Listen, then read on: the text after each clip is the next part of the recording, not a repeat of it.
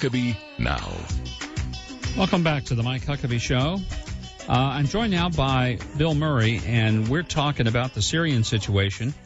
Bill has spent a lot of time in the Middle East. He has a lot of contacts there, and says that some of the information we're getting may not quite hold up to thorough scrutiny.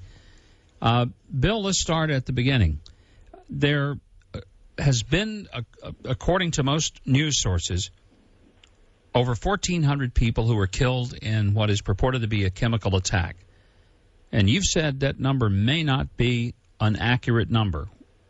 Where's the news media getting that number, and how can we have any confidence that that's not correct? Well, the problem is that isn't the media's number at all. The media had totally different numbers. That's the administration number. Doctors Without Borders, who actually treated the victims of the attack, said that 355 died. The opposition forces, the rebels, claimed 328.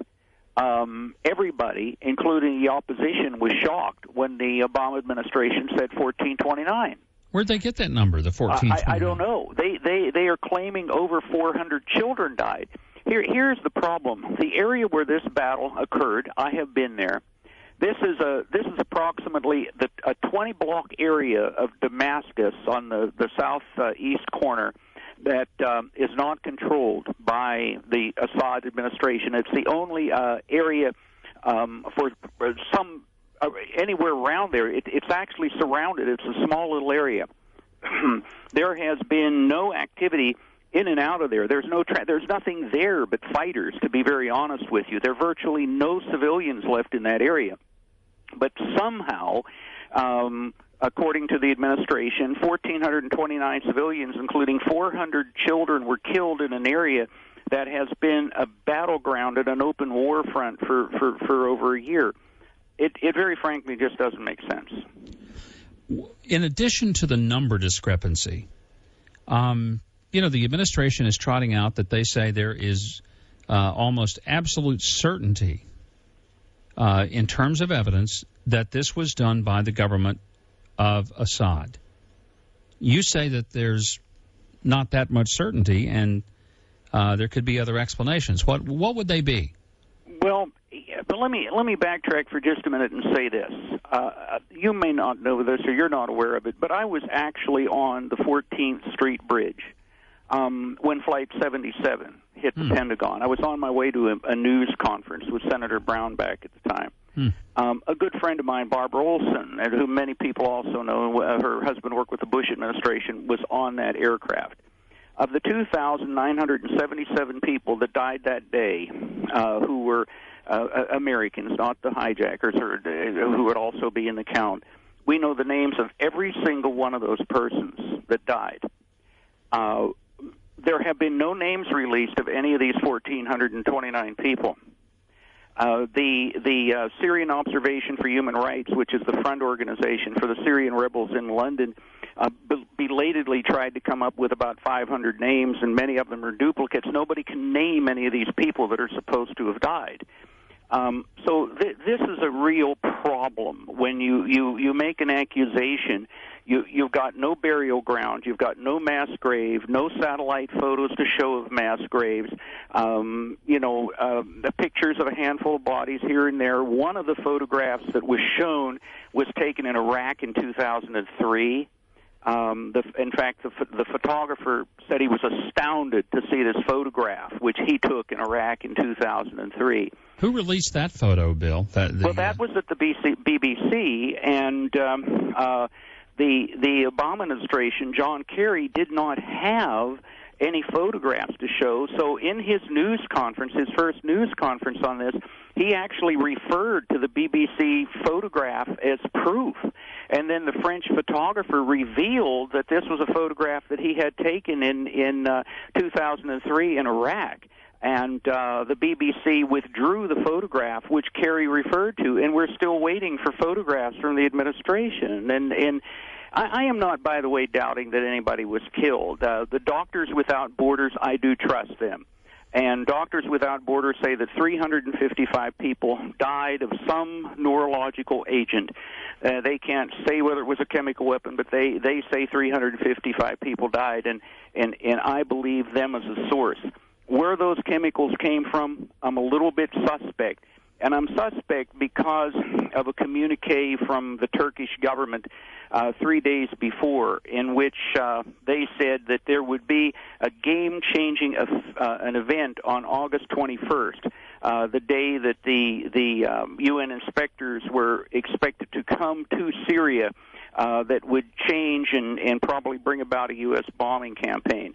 And I am just very curious as to how the Turkish government knew this 3 days in advance. This whole thing just doesn't sound right. I love our government. I believe in our armed forces. I believe in our intelligence sources. But, that doesn't mean that they were necessarily given the right information, or that they weren't handed bad information by individuals that want us to get involved in something. Now, if it was not the Assad government, who would have had the capacity and the motive to launch forth with chemical weapons against what appeared to be some of the people who were with the rebels? Well, this is the issue. The people that were there that reported this gas attack said that individuals in uniforms driving tanks were releasing chemicals from canisters. Well, there weren't any of Assad's troops behind enemy lines. They used missiles. The missiles it was the 155th Brigade of the 4th Armored Unit that has control of those missiles. The head of that unit was called in for questioning. And asked if he did it. He was held for 3 days by military security. Every one of his weapons were counted. The Syrian government was just as surprised by this as everybody else. But there is, as to who uses sarin gas there, I'm a little bit suspect of everybody. I wouldn't be surprised if some troops loyal to Assad had not used it here and there. But also, the Free Syrian Army put videos up at their site, and they have videos up there showing attacks in which you can clearly hear, if you have an Arabic translator, somebody referring to the fact that they're firing sarin gas, and they're firing canisters of sarin gas. So I don't know who all the players are and what they're doing, but I am very suspect of what happened in Damascus. I think we're being drawn into something that is going to lead to another massacre of Christians, and that is my major concern, that we are going to get involved in this, and the same thing is going to happen to the Christian population in Syria that happened to the Christian population in Iraq. What kind of atmosphere exists for Christians in Syria under Assad, and how devastating would it be if there's some effort made to brush him back that doesn't include getting rid of him? Well, under Assad, of course, the Christians had equal rights. In fact, not too many people know this, but because it's a majority Islamic nation and it was a secular country, the Christians had their own system of civil courts for all contractual matters and divorce, marriage matters, family matters. Were all conducted in 100% Christian courts so that they would not have to be exposed to any Sharia law or this or that. There are the city of Jamara, which we've discussed before, is majority Christian. The Christian have in government and industry and in education are better represented than other groups. This is not going to be the case if the Islamic rebels win. Already in areas that have been taken over by rebel forces, Christian property has been seized. They've been told they either have to convert, die, or leave. It has been pretty gruesome for the Christian population. Many churches have been bombed. In Damascus itself, one Christian school was bombed, and another one, a man standing in line, a suicide bomber standing in line in Damascus, for food aid at an Orthodox church, blew himself up once he got inside of the building. So the Christians face a pretty bleak future. And I'm not saying that Assad is a nice guy and I'd like to see a better solution, but I don't think the solution is for us to help people affiliated with Al-Qaeda take over that country. You have also people like, Papa John McCain and Lindsey Graham and others who are also indicating that, look, we need to go in fiercely. They all but suggest a regime change would be in order, which the president has said that's not on the table.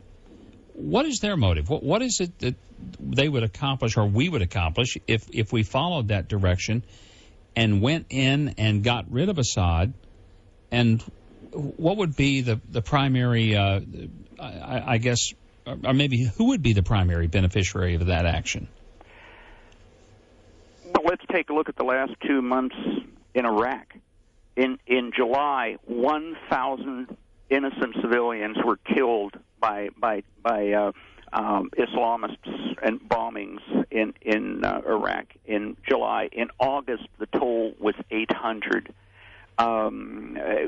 This is basically Libya is about the same thing as going on there. What Senators McCain and Graham are doing is condemning Syria just basically to a lawless wasteland where militias battle each other and the civilian population is constantly in harm's way. They have no solution other than get rid of Assad. Well, they claim Obama doesn't have an end game. Well, what is their end game? They talk about this one general that heads the FSA, and, he's a good guy. Well, he's the guy that has publicly said that Israel is an enemy that has to be totally destroyed and wiped out. That's their good guy. If that's their good guy, I'm afraid of who the really bad players are there. What potentially would happen with the Iranians if we go in and start poking around with Syria? I mean, are they going to feel compelled to jump in and defend their puppet, their satellite, their protege? That's what my fear has been, that this is like messing with the cub, and the cub's not your problem. The real problem is the mama bear. Well, that is the other issue that we have here. Syria itself, Assad was a secularist, and he is like the Israelis. It's in a very bad neighborhood, and he was on a beneficiary of a lot from Iran by allowing them to supply Hezbollah, which is an Israeli enemy, through his territory, which makes him, Assad, no friend of Israel either. The real concern for Iran is not Syria. They don't care about Syria. He's a secularist. He doesn't follow their dogma. He doesn't make every woman wear a burqa. Their only concern is that if Syria is lost as an ally to them, they can no longer supply Hezbollah. And they are going to do whatever they can in order to supply Hezbollah, which is the number one enemy of Israel. And if we put that into context, there is no telling what they might do. There is also the problem of Russia losing its only military port in the Mediterranean, and whether they're willing to do that or not. They are putting some fairly sophisticated weapons in there. Whether they have transferred any of these to Syria, whether our aircraft carriers or ships are actually in harm's way, we don't know. And now the Egyptian government the new Egyptian military government has come out against us and has basically said that the Turkish government was probably behind us, is more of a problem than Assad. So this is getting very, very complicated, and military action in a witch's brew like this is probably about the last thing we want. Well, it is an incredibly complicated and confusing situation. But, Bill, you brought some things to the table that I'm not hearing anywhere.